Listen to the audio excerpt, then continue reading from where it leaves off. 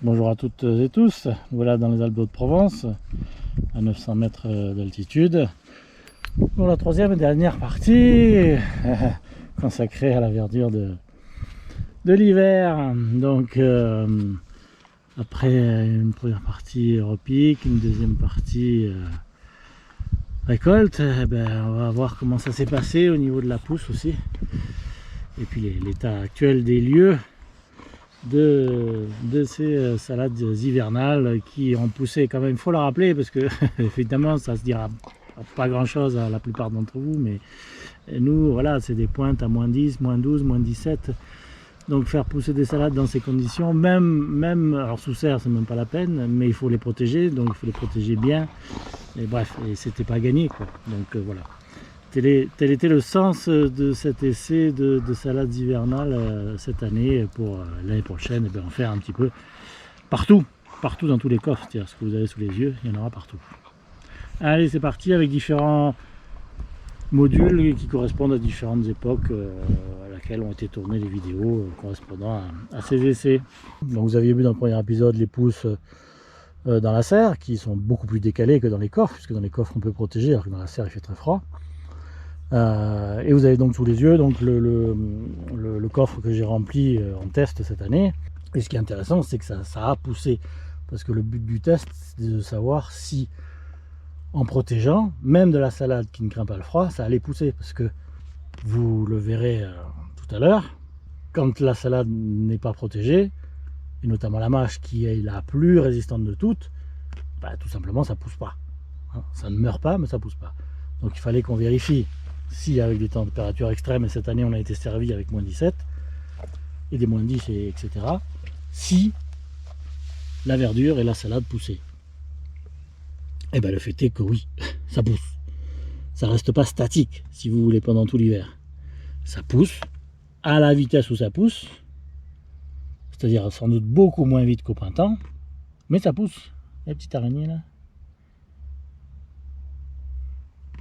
Donc voilà le résultat de ces semis d'hiver qui seront bientôt bons à consommer. Pour ces 2 feuilles de chêne d'ailleurs, il y a urgence. Et nous aussi, ce qui nous intéresse, c'est souvent de consommer les salades assez tôt, pas les laisser grossir énormément, mais les consommer quand elles ont une taille moyenne, on va dire, parce que c'est meilleur, on trouve. Donc là aussi, il y en a qui vont pas tarder. Alors je les avais serrés parce que bien évidemment il n'y avait que ce coffre là. Enfin il y avait 2 coffres qui leur étaient destinés, mais c'est pas le but final. Le but c'est qu'il y en ait de partout. Mais j'avais pas spécialement envie d'en faire partout si ça marchait pas, ça sert à rien. Alors vous voyez que les stades sont pas tous les mêmes. Donc vous avez de la salade, je sais même pas quelle variété c'est, parce que moi c'est des graines que j'avais récupérées de nos salades précédentes. Donc il y a différentes maturités, et il y a aussi certaines salades comme la mâche qui ont bien été protégées, qui elles sont carrément en fleurs.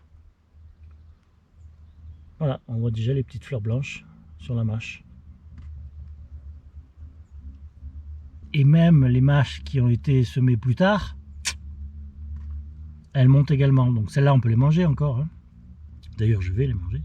Par contre il y en a d'autres qui, voilà, le stade est déjà dépassé, mais c'est fait exprès, puisque ce que je veux, c'est qu'elles se ressèment, bien entendu. Qu'elles se ressèment toutes seules pour avoir des coffres qui se renouvellent automatiquement et qui, contrairement à l'extérieur, sont productifs. Là, vous avez une belle illustration d'une mâche qui monte. C'est joli, ça fait une jolie petite plante avec des tiges qui peuvent être très importantes. Ce que vous avez au milieu, c'est un panais.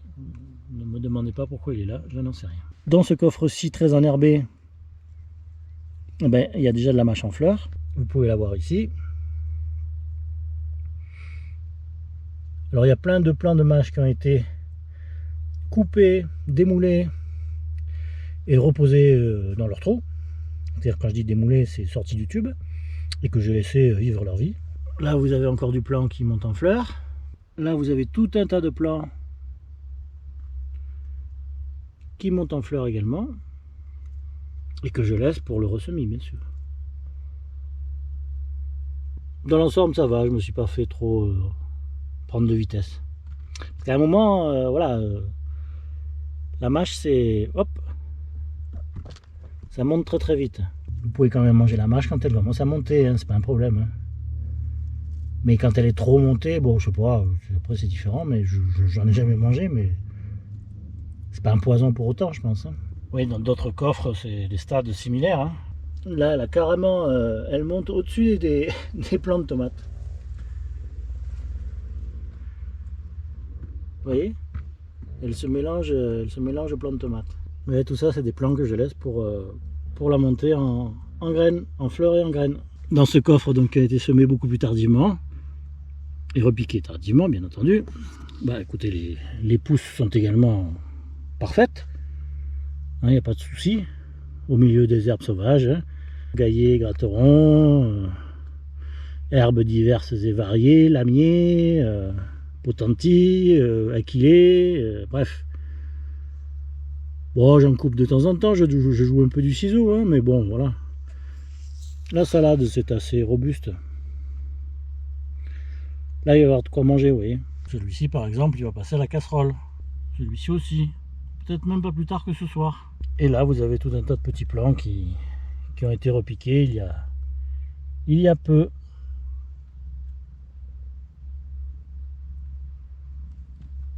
Et qui vivent leur vie tranquillou, sous la pluie. Ça, c'est plus jamais couvert. Même si gèle, c'est absolument pas un problème. Mais par contre, il faut que ça ait de l'air, de la pluie, de la fraîcheur. De la fraîcheur avant tout. Bon là, sur ce coin-là, là, je coupe un peu plus là. Faut que je redonne un petit coup de ciseau d'ailleurs. Bon, ça se voit, hein. Ça se voit que ça a été taillé. Mais pas assez. Et oui, la quillée, hein, ça y va la quillée. Hein. Oh là là là là. Ça envahit tout. Mais c'est sympa aussi. Hein. Donc pas de problème de pousse particulier en cet hiver, ça c'est bien. C'est vraiment une bonne nouvelle parce que on se demandait si avec des températures très très froides, les coffres continueraient de faire leur office pour la salade. Et si elle n'allait pas arrêter totalement sa croissance, ben non, ça va. Ça se passe bien. On va donc essayer, je ne veux pas employer le mot industrialiser, mais disons intensifier tout ça l'année prochaine. En mettant un peu de partout, en espérant que comme cette année, ma foi, bah écoutez, les limaces nous laissent tranquilles, parce que c'est vraiment cool, quoi. Hein. Ah, c'est bon, ça avoue que c'est cool. Hein. Pour ceux qui les ont connus, c'est cool. Et nous, on les a connus. Donc voilà, et puis voilà, il n'y aura plus qu'à en mettre de partout. Hein. Au milieu des cultures qui y seront déjà, mais ça, on s'en fout. Hein. La salade, c'est rase-motte, s'il y a des cultures en hauteur, c'est pas un souci. Hein. C'est le but du potager vertical. Hein. De toute façon, il faut que tout soit couvert. Voilà. Ne cherchez pas. Tout doit être couvert, si possible. Si possible, tout doit être couvert. Après, c'est le temps qui manque des fois pour faire des semis ou des repiquages, mais tout doit être couvert. Voilà. C'est simple. Et donc, on essaiera de tout recouvrir l'année prochaine dans tous les coffres, avec ce que vous avez sous les yeux, en essayant quand même de laisser des petits espaces parce que ça se chevauche, vous voyez, avec les repiquages de tomates, les repiquages d'aubergines, et ainsi de suite. Mais le but, c'est quand même d'en mettre de partout. Hein. Voilà. Donc on est relativement satisfait, hein. Il n'y a pas eu de problème particulier. Donc voilà, hein. Ça pousse tout seul en fait la salade. Il ne faut pas non plus rêver. Hein. C'est pas très gourmand, il y a de l'eau là-dedans. Voilà. Une fois qu'on la protège suffisamment du froid, et qu'elle a les bonnes conditions à ce niveau-là, c'est-à-dire que les températures sont pas trop froides, et comme elles sont protégées dans les coffres, c'est jamais trop froid, il n'y a pas de souci. À l'inverse de la mâche de plein champ, si je puis dire, alors la salade, j'en parle même pas, hein. Si c'était en plein champ, ça serait mort. Et quand vous comparez la mâche de culture qui pousse en coffre protégé, ça, c'est celle qui repousse après une première coupe. Vous allez voir comparé à la mâche en plein air. Ah non, c'est pas le même développement. Hein. Eh oui, il va falloir attendre un peu. Et après, il va falloir se dépêcher parce qu'elle va monter en graine en fleurs rapidement. Elle est belle, hein, c'est une belle mâche. Hein. Alors ça là par contre, elle est en plein air de tout l'hiver. Mais la mâche de plein champ, ben voilà, on n'en fait rien. On n'en fait rien. Non ma fille, on n'en fait rien. C'est déjà tout monté en graines. Voilà, il a fait moins de 13 le 8 avril. Et là, on est 15 jours après. C'est mort. Et il a fait des moins 10 tout du long. Elle reste rasibus. Et puis, dès qu'il commence à faire doux, donc voilà, il n'y a rien à faire, rien à faire. Vous avez quelques plants là, peut-être d'une variété un peu différente, parce que je crois que là j'en avais mis plusieurs de variétés, au moins deux. La coquille de louvier, puis l'autre je sais plus ce que c'est, mais bref. Voilà, ces plants là, vous pouvez prendre de bricole quoi. Oui, mais même ces plants là, voilà, ils sont en train de monter quoi, c'est pas parce que la variété est un peu plus grosse que c'est pas le même phénomène. Voilà. Si vous les récoltez, vous récoltez un truc qui fait 3 cm. Et si vous laissez un peu de temps passer, ça monte. Donc c'est mort quoi. Donc il n'y a pas d'autre solution que de protéger pour avoir des températures moyennement fraîches. Voilà, qui leur conviennent, qui leur permettent de pousser, mais qui les empêchent de monter. Et là, c'est de la mâche partout, hein, quasiment. Enfin, pas partout, mais tout ce qui est vert clair, c'est de la mâche. C'est là où j'en avais mis en premier, où je pensais, moi, au début, que ça allait le faire. Alors, effectivement, ça vit. Ça vit, ça se reproduit toutes les années, il y en a de plus en plus. Mais on peut rien en faire. On peut rien en faire. Qu'est-ce que vous voulez faire de ça là? Ça fait 1 cm. Voilà. Alors si, vous pouvez tous les couper, mais bon, faut filer ça aux gamins, quoi. Hein, ça les occupe. Par contre, vous voyez le phénomène intéressant de celles qui sont protégées par des trucs qui leur sont tombés dessus. Là, alors peu que peu, hein, protégés peu que peu, mais vous avez là quelques plants qui sont un peu montés, qui ont un peu poussé, et qui ne sont pas encore montés en fleurs, mais qui ont poussé. Ouais, cette petite protection d'une espèce de chardon là, ben ça suffit à faire en sorte que une protection minime, ça pousse correctement. Un bref extrait parce que je vais couper, donc c'est pour vous montrer qu'avec la chaleur qu'il fait actuellement, un certain nombre de plants, on va dire, ou de touffes de plants sont très vite commencent très vite à monter.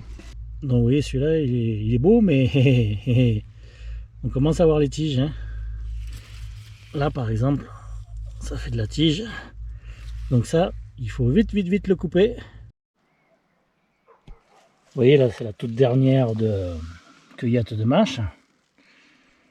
Donc je vire tout, je me fais mon petit panier pour ce soir. En fait, ce que je fais, je tire les tubes et je laisse la mâche telle que elle se débrouille. Elle meurt, elle survit. Là, vous voyez, je viens d'en couper un petit plan. Normalement, mettez le doigt au milieu, avec d'une main, voilà. Mettez le doigt au milieu, vous tirez. Et voilà. Parce qu'en fait, on ne se figure pas, et vous allez le voir dans le plan qui suit, que ce petit bout de mâche là, Rikitchoun, c'est un sacré système racinaire. Alors là, on le voit un peu, vous voyez. Regardez. Regardez comme ça descend. Mais l'autre jour, j'en ai démoulé un. Je l'ai arraché pour que je vois un peu ce qui se passait dessous. Et dites donc, j'arrivais pas à le tirer. J'ai été vachement surpris. J'arrivais pas à le retirer. Enfin, j'arrivais pas. On va pas exagérer, c'est pas un chêne. Hein. Mais il fallait tirer quand même hein, pour le sortir. Et donc je l'ai filmé, vous allez le voir dans quelques secondes. Mais c'est un sacré système racinaire. Donc là, écoutez, ça se débrouille. Hein, ça fera ce que ça fera. Peut-être ça va mourir. Peut-être que j'en sais rien. On verra. Hein. Surtout avec l'été, je pense que ça va canner. Mais pour l'instant, hein, voilà, les racines dans le sol, c'est toujours bon. Plus il y a de racines dans le sol, et plus elles sont vivantes, et plus c'est bon. les racines vivantes, vivantes, vivantes, disait je sais plus qui, un ingénieur agronome, une dame, une Canadienne.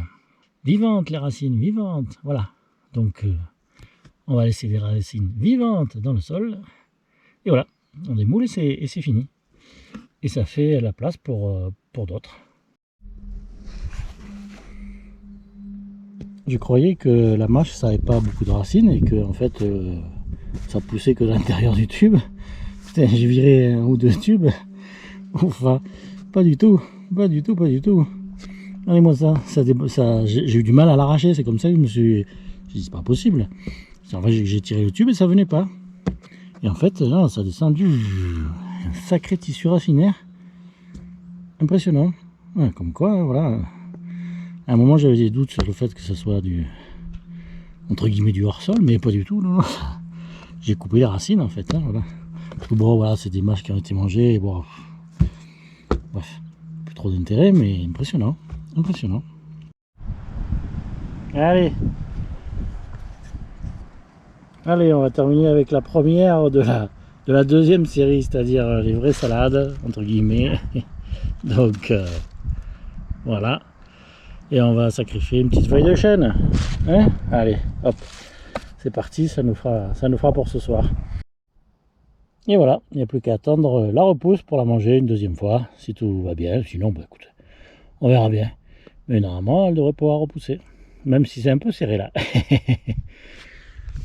Bon, alors ce bilan des salades de l'hiver, de la verdure de l'hiver, que ce soit mâche ou salade, et ben voilà, hein. Vous l'avez sous les yeux, on va bientôt consommer. Et ça a poussé cet hiver. Moins 5, moins 10, moins 12, moins 17. Hein. Voilà, pas compliqué. Donc ça pousse. Donc l'année prochaine, il faudrait qu'il y ait ça partout. Alors peut-être pas aussi bien rangé parce que vous les voyez plus, mais il y a des moules dessous. Et ben, ça sera en fonction des limaces. Hein. Moi je pensais qu'il y en aurait, il n'y en a plus. Ou quasiment pas.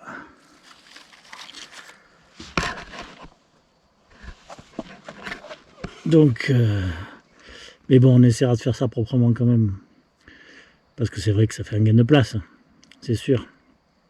Voilà, vous avez un petit peu un mélange de tout dans un seul coffre. Hein, à savoir, ben, une qui est déjà partie dans l'assiette. C'était une feuille de chêne. Après, là, vous avez des tas de laitues. Ne me demandez pas la variété, je la connais pas. C'est des graines que j'ai ramassées et que j'ai ressemées, tout simplement.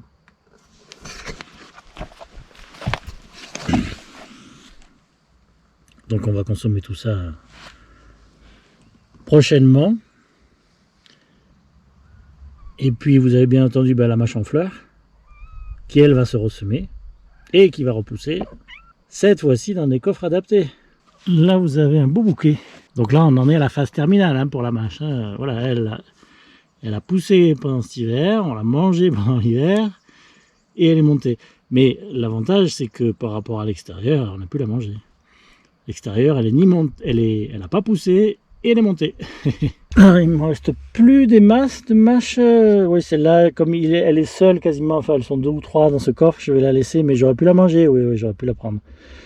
Mais oui, je l'ai laissée, elle était belle, hein, mais je l'ai laissée monter en fleurs aussi, pour pouvoir là aussi la ressemer. Ouais, ça ne veut pas dire que je ne vais pas refaire des tubes et refaire des semis manuels, hein, bien sûr.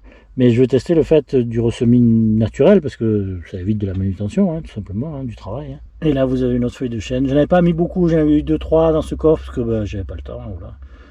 J'avais bourré les autres et je n'ai pas mis dans ceux-là. Donc là aussi, un pouce normal, pouce tranquille, pouce hivernal, et c'est ça qui compte. Et dans celui-ci que vous avez vu plusieurs fois, ben voilà, hein, pareil, hein, pouce, pouce, pouce. Sauf que c'est beaucoup plus tardif, ça a été semé beaucoup plus tardivement.